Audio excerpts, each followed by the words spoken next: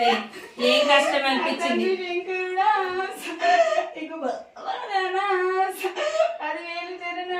10,000 నా తల్లి పార్వతి బాధ బాధనా 10,000 చిరునాటి నా తండ్రి ఆదిరెడ్డి నీకు బాధ బాధనా 10,000 చిరునాటి నా తల్లి నీలమ్మ నీకు బాధ బాధనా 10,000 చిరునాటి అక్క ఎల్లమ్మ నీకు బాధ బాధనా 10,000 చిరునాటి అక్క పోషమ్మ నీకు బాధ బాధనా 10,000 చిరునాటి అక్క పోలేరమ్మ అక్క దుర్గమ్మ అక్క ముత్యాలమ్మ అక్క ముత్యాలమ్మ మా తోడ పుట్టిన 7 మంది అక్క ఇళ్ళకి నీకు బాధ బాధనా 10,000 చిరునాటి నేను కోరింది వెళ్ళి నేను ఆడింది అయిలేను సురుమారి గుండు సుక్కలాది పర్వతం.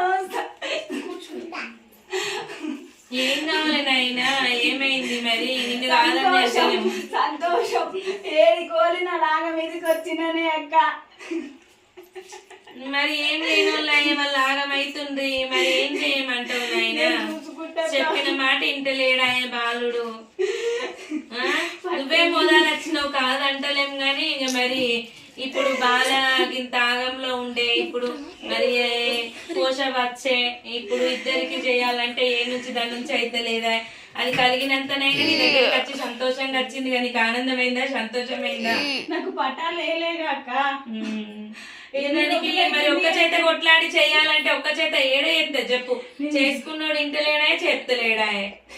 మరి ఒక్కతే తట్టుకోలేక నీ దగ్గరికి వచ్చి తిరిగి చేసి తిరుగుతుంది. మరి వచ్చినందుకు ఏలికోలు వచ్చిన నేను సంతోషంగా వచ్చిన కోరింది గొంగు బంగారం చేస్తా. నన్ను నమ్మితే నమ్మినోళ్ళ నిమ్మ పాలు పొంగిస్తా.